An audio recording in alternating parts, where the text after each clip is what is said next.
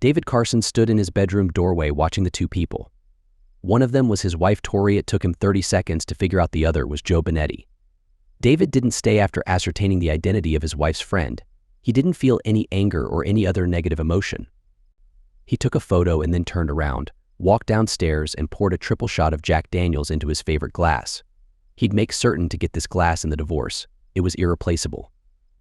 Now David knew why his wife hadn't answered her phone when he called to let her know he was coming home early from his business trip.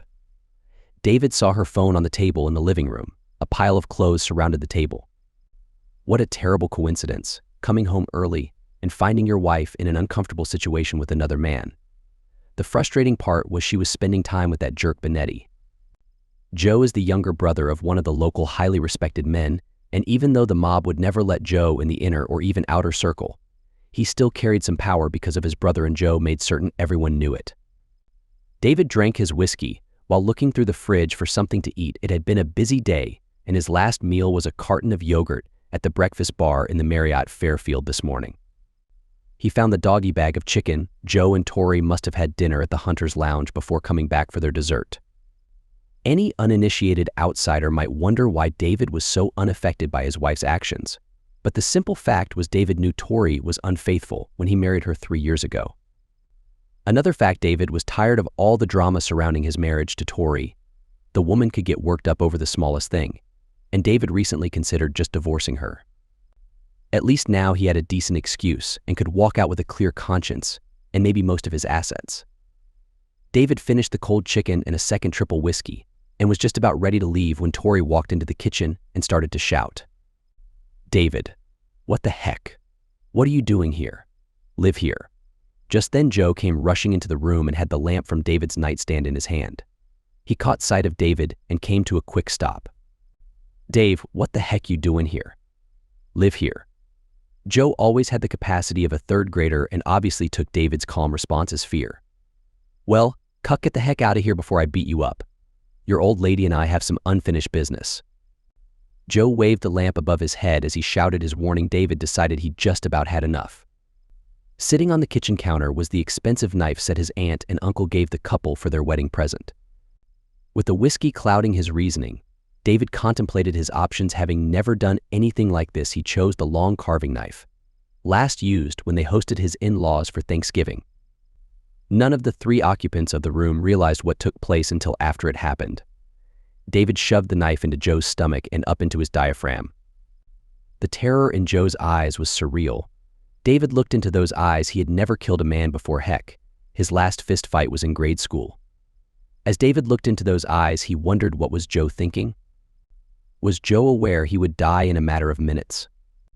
Was he thinking about his sorry life, or about the wife and son he would never see again? As Joe slumped to the ground, David knew those last moments of consciousness were lost to the ether. No one would ever know Joe's last thoughts. When Joe's body hit the floor, Tori began to shout. David did something else he never contemplated before. He hit Tori square in the nose and knocked her out, the first time he ever struck a woman in his life. The gravity of what just transpired sobered David. He looked down at Joe, then his wife.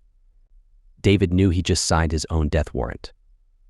Joe's brother, John, would have him hurt for this, and he knew the hurting wouldn't be quick or painless. John Benetti had a reputation to maintain, and David would serve as another example of how no one messes with a Benetti. He looked down at his wife, laying unconscious on the floor next to the dead man. He almost shouted out loud, "Darn, Tori, why the heck did you have to get involved with a Benetti?" Relatively sober now, David considered what he would do. Is there any limit to the information that exists online? David opened up a Bing webpage. Someone at work once said Google tracks all the inquiries, and whether this information was true or not, the last thing he wanted was someone tracking his web searches tonight. He typed "how to disappear." Multiple articles appeared, and he studied these while taking copious notes. Other inquiries produced more information. By 4 in the morning, he had a plan. He checked on Tori. She was struggling against her binds, but didn't seem in too much pain. He laid down on the bed in the guest room and grabbed a few hours of sleep. At the top of the list were the steps necessary to secure the greatest amount of money from his various resources and getting those funds out of the country without being stopped by the authorities. Cash advances on credit cards, getting money from his investments, tapping his home equity line. Would the flurry of activity raise red flags? Not if done correctly, according to what his online resources suggested. By 1 in the afternoon, David had $100,000 and a first-class ticket to Rome. From Rome, he'd take advantage of the new European Union rules and fade into one of the small semi-autonomous regions that enjoyed lax oversight of foreigners. Karen Rowland was sitting at the desk in her office trying to figure out a way to tell her client, without completely destroying the woman, that the client's husband was spending a lot of time with his secretary. From their earlier conversations, Karen knew the client loved her husband. Too bad she was married to a jerk. As Karen concentrated on her terminal, she heard the outer door to the office open. Her administrative assistant was out for lunch and once again left without locking the outer door. Karen glanced over at the prosthetic leg sitting in the corner. The darn thing was bothering her again and needed another adjustment. Karen wondered if she had time to get it back on her knee stub in time. No such luck. The door to her office opened just after she heard a male voice call out, "Hello?" The man stuck his head in the door. Not a bad-looking guy, Southern European, most likely. He smiled, but there was just a hint within that smile that it was only just there for show as he spoke. The door was open. "Is it okay for me to bother you? I have a person that needs finding." Karen saved her work on the computer and waved the stranger in. Without getting up, she extended her hand and introduced herself. "Karen Rowland, how can I help you?" The stranger took her hand and held it a little too long. Was that intended to charm or intimidate her? "My name's John Benetti.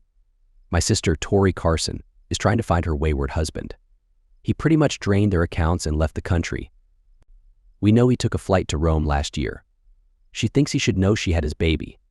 I personally think she's better off raising the kid by herself. But how do you argue with a mother? We have hired 2 different agencies in the past year and both failed. I got your name through a friend. Anyway, she keeps asking me to help find him, and I keep trying. His name is David Carson." John Benetti's story didn't immediately raise any alarm bells.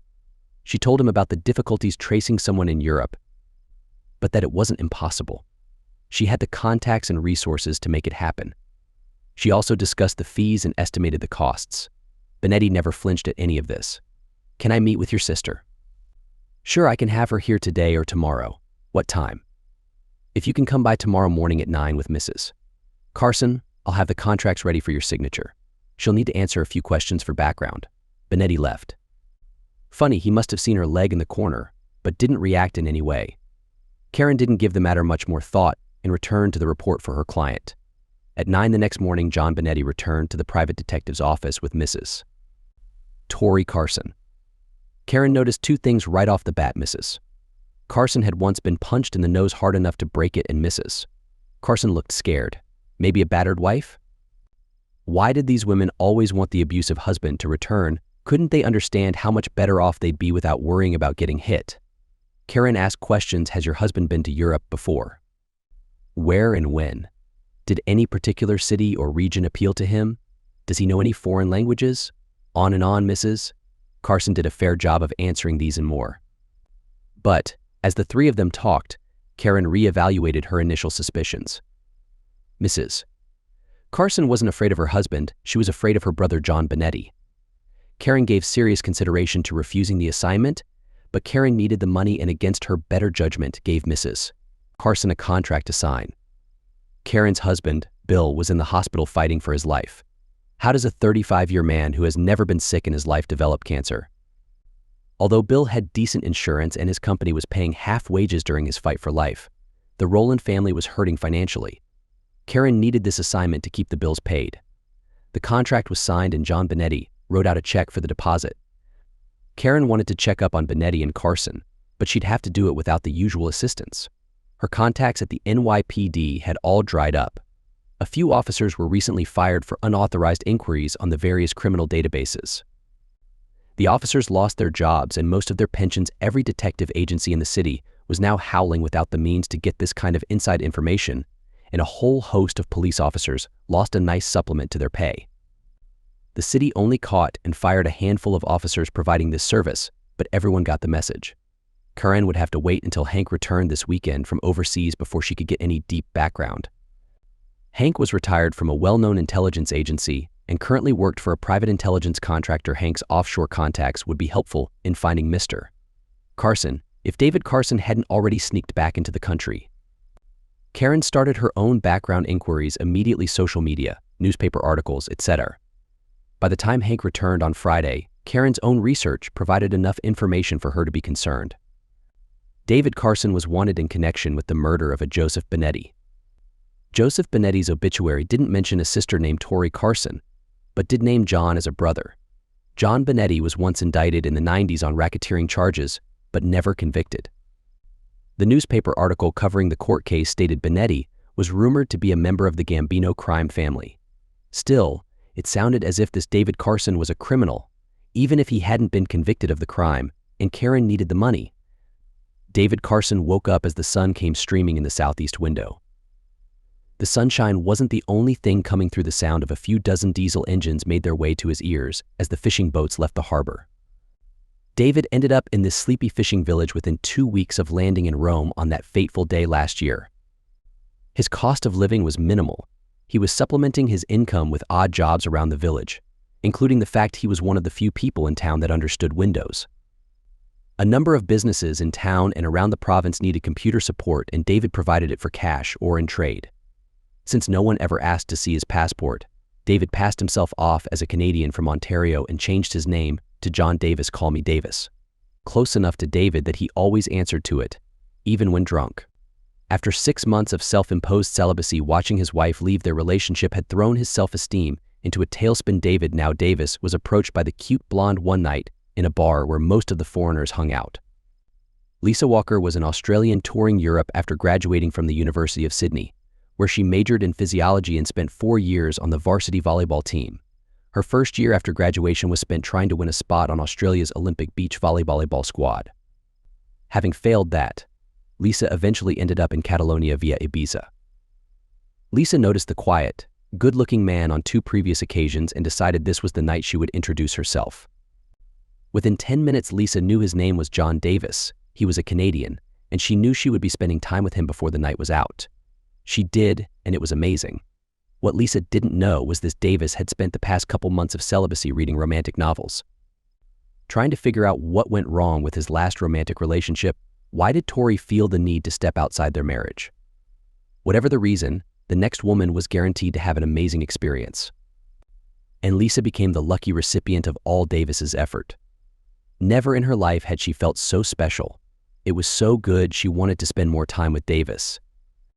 It ended up taking 2 weeks for Karen and Hank to find David Carson in Catalonia, but in those 2 weeks Karen's conscience started bothering her, enough that she made a decision to return Benetti's money. She called and asked if he could come into the office the next day. When Benetti arrived, Karen claimed it was a lost cause. Carson may even be gone. She handed Benetti a check, less her expenses, and told him she failed. Benetti took the check, but something during the exchange left Karen with an uneasy feeling. 2 days later, Karen was leaving the office in time to meet the children when they got home from school. Bill was out of the hospital and doing his best to be helpful around the house. But this morning he had a round of chemotherapy, which meant he would be too tired to make dinner. It would be the usual post-chemo rough night for him. As Karen approached the subway station, a black SUV pulled next to her. The rear door opened and John Benetti was staring at Karen with a pistol pointed at her. "Get in." Karen was about to attempt an escape. Even with her prosthetic leg, she could move better than most people assumed, but she saw something in the car that made her stop. Her daughter, Hannah, was sitting in the seat next to Benetti. Karen gave up and entered the vehicle. "I know you found something. I think it's in the best interest of your daughter here for you to give it to me. And if I do, what guarantee do I have that you'll let us go?" "None, but I will let you go if you give me what I want. If you don't, I promise this little girl will be hurt, but not until I make her grow up quickly. She's 13 years old. You can't be that cruel. Test me and find out. Here we're at your office building. Go up, get what you found, and I'll forget all this. Just remember, call the police. The little girl is harmed. You have exactly 2 minutes before I leave." Karen couldn't take any chances. She stepped into the elevator, racking her brain for any options. With so little time, she couldn't come up with a plan that wouldn't put Hannah's safety in jeopardy. What the heck? She thought to herself, considering how Carson had killed Joseph. Now John wanted to harm Carson. If these guys want to harm each other, I'm not going to intervene at the risk of losing Hannah. Karen retrieved the report and returned to the car. When Karen handed the report to Benetti, He opened it up, read through it quickly, then turned to Karen. "You did well." Two other detective agencies never found the culprit, even though they took months. You did it in 2 weeks. One more thing.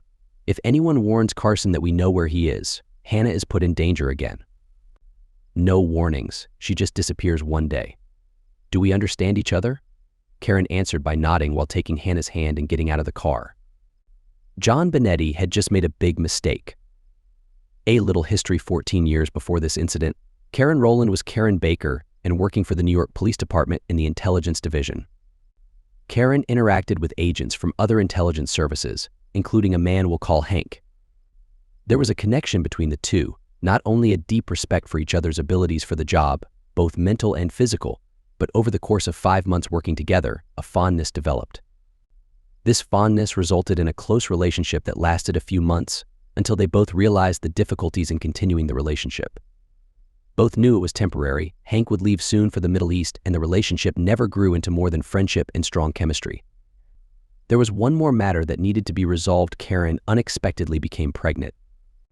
The pregnancy was confirmed a week before Hank was scheduled to leave for Afghanistan. They discussed it and decided that Hank would proceed with his departure and send Karen a suitable amount each month for child support. They would revisit the situation after Hank's return. Karen was content with the arrangement. She wanted this baby and was happy that the baby would have great genes. She understood the challenges of being a single mother, but at least she was financially secure. Then something happened that changed everything. Karen was 7 months pregnant and walking up the stairs of the subway station on the way to work when she tripped, almost falling down the stairs, but she was caught by the man behind her. As she was helped up, she found herself in the arms of the tallest man she had ever seen. "Thank you, I think you just saved me from a very nasty fall." "You're welcome. Can't have a lady with a baby on board have that happen." "Let me carry your bag. Where are you heading?" Karen told him and introduced herself. "I'm Bill Rowland. Are you in a rush? Can I buy you a cup of coffee or something?" Karen agreed to coffee, then dinner that weekend, then the theater the following week, and so on, until she even agreed to let Bill be her birthing partner, explaining to her sister why the change in plans. Karen realized this was the one, but would he agree to raise a child that wasn't his? It wasn't the conventional way for most men to begin a marriage, raising another man's child. As their relationship grew serious, Hannah was now 2 months old. Karen and Bill had a heartfelt conversation, starting with Bill's concerns. "Karen, I have 2 questions. First, how many children do you want? I always hoped for 2 or 3. Why?" "Because I'd like to have a child of my own. I needed to know if Hannah was going to be your only child." "Bill, I love Hannah with all my heart, but I'd like to have a child with my husband." "Does that answer your first question?" Bill smiled. That could have been a major obstacle to their future. Second question, what happens when Hank comes back? You have a child with him. Faithfulness is very important. I don't want to share my wife with another man. Karen answered honestly and with me. Being true to one another is a vow I intend to keep and want my husband to keep. Bill's smile grew wider. Now it was Karen's turn. All right, you've asked and I've answered your 2 questions. Now I have 2 of my own. First, Hank and I have talked about this recently. He won't be back for any extended period for at least a couple of years, and to be honest, he isn't really father material. Can you raise Hannah as your own? No favoritism if we have a child or 2 of our own. Hank has already agreed to an adoption, although he wants to meet you first. I've thought about this a lot, Karen. Yes, if you want me to step into her father's shoes, I want that. You know I already care for that little girl. Now it was Karen's turn to smile. One more thing I need to know. Hank said he'd be open to an adoption, but he'd prefer to take on the role of an uncle. Can you handle having my former lover in our lives from time to time? Remember, I already made a promise regarding our faithfulness. Bill considered it briefly before responding. As long as you don't start using Hank as a substitute for resolving our marital issues in the future. My brother Tony's wife had a friend that turned into a lover when she and Tony started having some problems. I believe that if a married couple is facing issues, they should work them out together, not with some unqualified third party or worse, someone with hidden motives. Agreed? Agreed. With that settled, Bill pulled a ring out of his pocket. Karen, will you marry me? Karen was surprised, not expecting this so soon after their conversation, but she managed to say yes and give Bill a romantic hug. So Bill became Dad and Hank became Uncle Hank. They would explain the details to Hannah later on. A year after the wedding, Anthony was born. Anthony was only 2 when Karen was injured, losing her leg and leaving the police department on disability. When Karen started her own detective agency, she found it necessary to seek Hank's knowledge and contacts from time to time. By this point, Bill and Hank were good friends, like brothers even. Both men understood each other's trustworthiness. Hank trusted Bill to protect and care for Hannah. Bill trusted Hank to respect his marriage to Karen. It was the morning after Hannah's kidnapping, and Karen took the day off from work. She needed to talk to Bill, and she knew he wouldn't be ready until after lunch.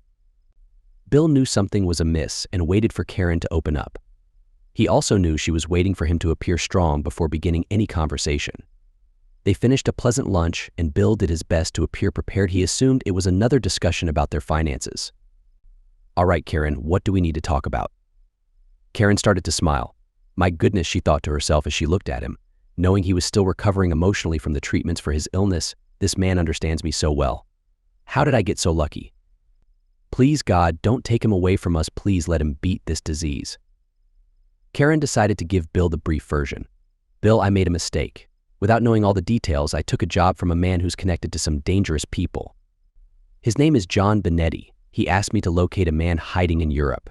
Hank and I found him, but I chose not to give Benetti the information because I'm certain he plans to have this man killed. Benetti threatened Hannah yesterday, saying if I didn't give him the information, Hannah would be harmed. I gave him the report. Will he leave Hannah alone now that he has it? Perhaps. But what worries me is this. He warned me that if the man in Europe, his name's Carson, if Carson is alerted, Hannah will be in danger, and he even mentioned a terrible act of violation. So, what happens if the hitman they send fails for some reason? Benetti blames me, and then Karen couldn't finish her sentence. What do you want to do about it? Should we call the police? No, I want to inform Hank that this guy has threatened Hannah, but I didn't want to do it without your approval. You're her father. We need to agree on this. And can Hank handle it without it tracing back to us? I don't want anything to happen to Hannah, but I also don't want her, Anthony, or you to be harmed by criminals seeking revenge. I'm fairly confident that Hank can take care of it without anyone realizing it's connected to us. Then call Hank, ask him to come over. Hank arrived at the house within 2 hours. Given the urgency of the call, his initial thought was that it could be related to Bill's health. Hank wasn't a religious person, but he took a moment while driving to silently ask any higher powers to save the life of his close friend who played a significant role in raising his daughter to become a wonderful young woman. Now, as he sat in their living room, Hank wasn't prepared for the actual reason behind being summoned to the Rowland home. As Karen repeated Benetti's threats, Bill saw something in Hank's eyes that almost scared him. That look was almost immediately replaced by what can only be described as the look of wheels turning inside Hank's head. Hank got up from his chair and walked into the kitchen, turned on the faucet and drank straight from the tap, then returned to the chair. I'm going to need some computer support, but I can't use anyone from the agency or the company. I already have a connection to John Benetti because of our original inquiries. If there's an additional inquiry, then this Benetti disappears, it will come right back to us.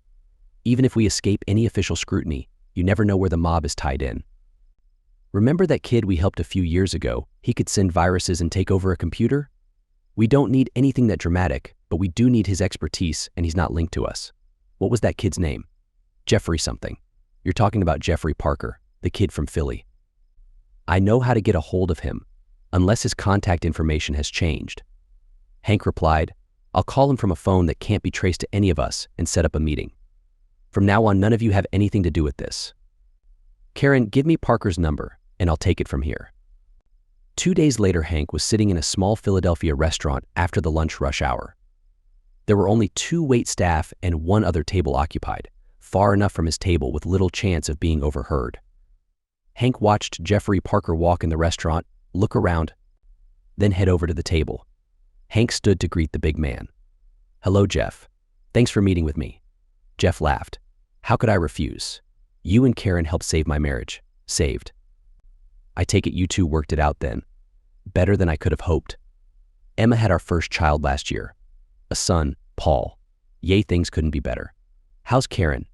Karen's good, her kids are good, but Bill, her husband, is fighting cancer. Oh, I'm sorry, how's he doing? The doctors give us hope, but right now we have a more immediate problem, and we could use your help." Hank explained the situation, what he planned to do to neutralize the threat to Hannah, and what Hank needed from Jeff to accomplish it. Jeff sat back after Hank finished. "I can do the technical stuff, but I have one important question. What are the chances this comes back on me? I don't want this endangering me or my family." Hank answered Jeff as honestly as possible. "Jeff, I'm doing everything I can to distance this as far as possible from Karen and her family. The same goes for you and your family. There are only two ways you get caught. One, you talk, or two, I get caught, interrogated, and I talk. I don't think you're stupid enough to talk, and I can give you 1,000,000 to 1 odds I won't. But I know this is outside your comfort zone. All I can say is, we need your help and you'll have a friend for life, a friend you can call if ever you need special assistance." Jeff smiled at Hank's choice of euphemism before he reached across the table for Hank's hand. "Give me the name of this jerk and the other details. It should take me 2-3 days. How do I contact you when it's done?" Hank gave him the number to call and what to say, shook Jeff's hand one more time, and with all sincerity, thanked Jeff for his help. 4,000 miles away, on the same day Hank was meeting with Jeff, John Davis nee David Carson and Lisa Howard are sitting in a small cafe having a nice lunch when she decided to tease him. "Davis, don't look now, but I think that guy at the bar has a crush on you. He keeps looking over here, trying to pretend he's not, but he most definitely keeps looking your way. I'm totally jealous. How come the good-looking guys in this town are always trying to get you and not me in bed?" David did his best to look over at the man without appearing to look. He instantly knew this wasn't what Lisa thought it was. He had seen the same guy yesterday at the market. This annoyed him. He really liked Lisa in this town. Now both would be things in the past, just when he started to relax and think he made the old David Carson a ghost. "Hey babe, let's get out of here and head down to Barcelona for a couple days. You head back to your room and pack a bag. I'll pick you up in 2 hours and we'll grab the train. What do you say? What do you think? Of course." With that, Lisa stood up to walk out of the cafe. Unfortunately, Lisa couldn't help herself as David paid the bill. Lisa stuck her tongue out at the stranger as she walked past him and said, "He's all mine." David thought he'd lost the guy after spending a half hour making certain he wasn't followed, but obviously the guy had been on to him longer than he realized because when David entered his apartment, there the guy was in his room, waiting. "John Benetti wants you to know this came from him." The stranger held a large knife in his hand. It was an exact duplicate of the knife David had used to defend himself against Joe Benetti. What neither John Benetti or his hired help knew was for the past year David Carson had been taking self-defense classes. David knew this day would come and long ago decided that he wasn't someone to go down without a fight. The person John sent to harm David didn't have a chance. Since spotting the hitman, David had the small canister of pepper spray ready. Before the attacker knew what happened, his eyes and mouth were filled with the stinging liquid. David grabbed the hitman's arm that held the knife, but unfortunately wasn't fast enough to avoid the blade entirely. Ignoring the pain, David forced the hitman to drop the knife, then placed him in a chokehold. Despite the hitman's best effort, within a minute he was rendered unconscious. David dressed his arm wound. It wouldn't need stitches. Then he dragged the lifeless body into the empty apartment across the hall, dumped it into the tub, and went back to his room to pack. Hopefully the body wouldn't start smelling until he was long gone. David felt guilty. He knew Lisa would be waiting to be picked up for their trip to Barcelona.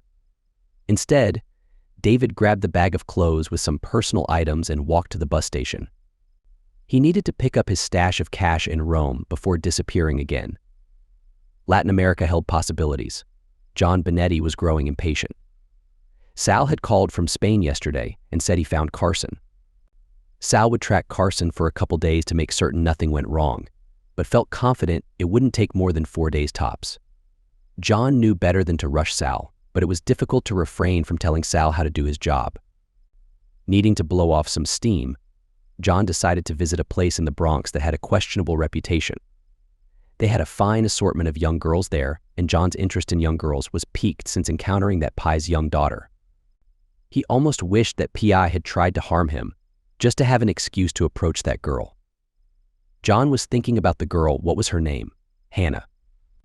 Yeah, maybe I'll just approach her anyway. John's mind wandered as he approached his Mercedes, not noticing the man walking down the sidewalk. Before reaching the car door, John felt the prick of the needle in his neck and felt the world going black.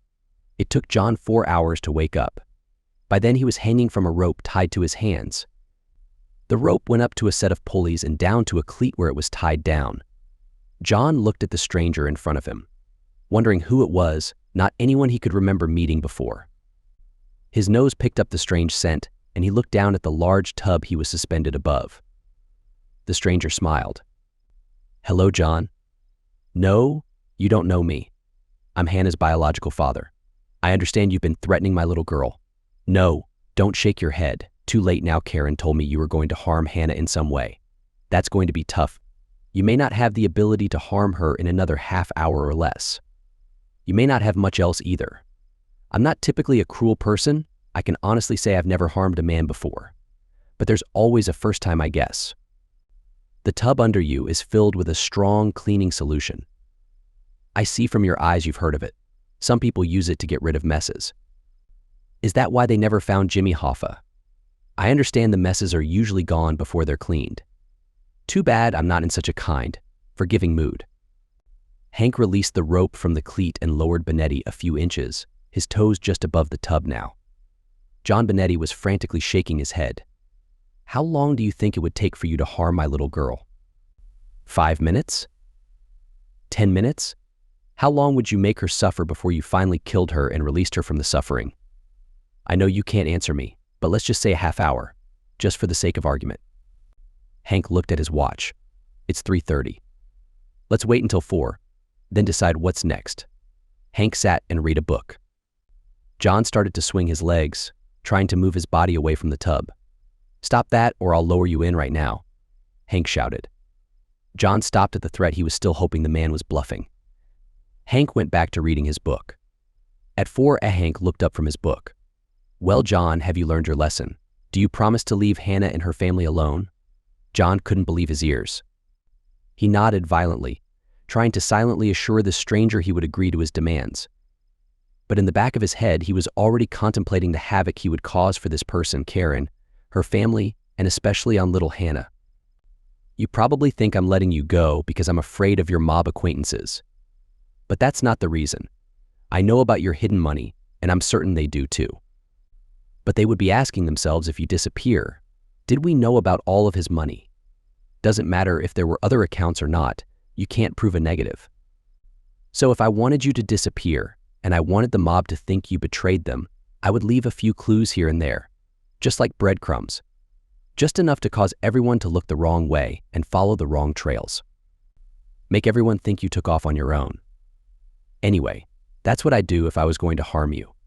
But I think you've learned your lesson here, and as long as I have your word that you'll leave Hannah alone, you'll be free to go." Hank walked over to the cleat and untied the rope. He pulled John up a bit and stopped. "One more time, John, do you agree to leave Hannah and her family alone?" Once more, John nodded his agreement with the terms. He couldn't believe his luck. Who was this guy? How did he know about the offshore accounts? If he was so smart to know about the accounts, why was he stupid enough to let him go? "You know what, John? I don't believe you." With those words, Hank dropped Benetti into the tub up to his waist. It took a second for John to realize what just happened. The pain was unbearable. John passed out within minutes and Hank dropped the rest of his body into the tub before sealing it up. Hank used the forklift to get the tub into the back of the pickup and started the long drive west to a remote spot he knew out near Lebanon Township. Miguel and Roberto Sanchez despised all Americans. The despise grew out of the fact both boys had spent 4 years with their mother in the U.S. picking apples in Washington and every kind of produce in California before being rounded up by the Inns and deported back to Mexico. It wasn't fair for those 4 years they had stayed out of trouble, just doing their work and taking care of their mother as her health continued to fail. Miguel and Roberto knew plenty of undocumented immigrants that stole or worse, but the boys' mother kept them on a short leash, forbidding them from joining the gangs, then to be rewarded for all that hard work by being thrown out of the country. Their mother's health deteriorated until she passed last year. Miguel and Roberto knew in their hearts that their mother would be alive today if she had stayed and received care up north. With their mother gone, their anger grew. For 3 years after leaving Catalonia, David Carson moved from town to town throughout Central America and Mexico. He was currently renting a room in a villa owned by a retired lawyer near a small coastal village southwest of Ensenada. His sources in the States told him John Benetti disappeared just after the attempted hit. For at least a year after hearing that news, David was scared out of his mind, never staying in one town for more than a month. He assumed John learned about the hitman's death and decided to harm David on his own. He didn't know there were only 4 people in the world who knew David had nothing to fear from John Benetti, and those 4 never even talked about it amongst themselves. David was walking home after another night at a local cantina. He was tired of the running, but mostly he was tired of never having any goals in his life, besides having fun every night and making friends with the foreign girls that passed through town. David stayed away from the local girls. It was common knowledge among the expatriates that the quickest way to get in trouble with the local men was to flirt with their women, whether it was someone's sister, wife, or girlfriend. Sometimes it was tough living by these rules. The local ladies weren't dumb. The expats had more money than any of the local men, but David adhered to the rules. David's mind wandered while trying to come up with some kind of plan for returning to the States. He missed his parents and his siblings. He hadn't met the 2 nephews who were born since he left home. David neglected his surroundings. Before he realized it, there was a man, really a boy, standing in his way. David looked at the boy for a second before seeing the knife. "Hey gringo, how much money do you have in those pockets?" Roberto Sanchez enjoyed seeing the shock and moment of fear in the man's eyes. Roberto also liked using the term gringo. It played well to his underlying sense of these foreign people's ignorance. David didn't mind losing a few pesos. He started to pull the bills from his front pocket. At the same time, he was trying to work out what he would do if the situation went downhill from here. He still practiced his moves and thought he could take this kid if it came to that. He watched the knife in the boy's hand as he handed over the bills. "The wallet too, gringo. Forget it, I'll keep my wallet. You can have the money, but I'm keeping my IDs and stuff. You don't want to mess with me, kid." David's warning left his mouth moments before he heard the click behind him. He only had a chance to turn and see the moon's reflection off the blade before he felt it enter his side. Son of a gun, 2 of them, he thought before the first boy's knife went into his chest. Just before everything went black, David looked into their faces. What he noticed was the look of pure joy and satisfaction in both pairs of eyes. Epilogue: Karen Rowland was surprised when her admin came into her office accompanied by Tori Carson. "She insisted on seeing you right away, boss." "What do you want me to do? Let her in, April. I'll take care of it." April left the office, but kept the door open as she returned to her desk. Karen motioned for Tori to take a seat in front of her desk. "What can I do for you, Mrs. Carson?" "First, let me apologize for my part in what happened before. I should have apologized years ago, but I'm a coward. Being a coward is why I was a part of what happened in the first place. I was too much of a coward to say no when Joe Benetti picked me up in a bar, brought me to our home, and did something awful to me in our bed. Then I was too much of a coward when John Benetti told me I needed to convince you I was looking for my missing husband. I'm sure you know there was never any baby. John said I either convince you or he'd hurt me for my part in Joe's death." Karen sat and listened to the woman's apology. Part of her was tempted to punch the person in the face and break their nose again for their role in almost destroying Karen's family. Another part understood how some people became tools for strong, dominant individuals. Once more, Karen realized how lucky she was to find a person who was strong, but a caring partner. Yes, Bill was in remission. Could life get any better than this? Karen pulled herself out of her daydream reverie. "Mrs. Carson, you don't owe me any apologies. If anything had happened to my daughter, I'd probably be strangling you right now. But all's well that ends well, and since my family is okay, you don't need to worry about us." Tori looked at the detective and realized she hadn't explained the reason for her visit. "I didn't come here only to apologize. I came here to hire you." "Hire me to do what?" "David was murdered last month in Mexico. His body is waiting to be claimed. I may have been worthless to him as his spouse, but he doesn't deserve to be buried in a pauper's grave down there.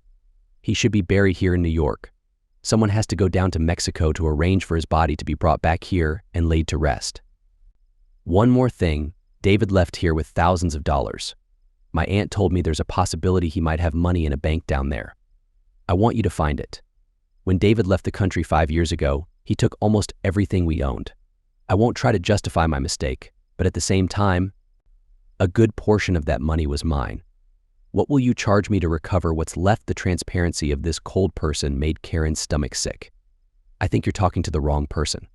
How about you get up, walk out of my office, and never let me see you again?"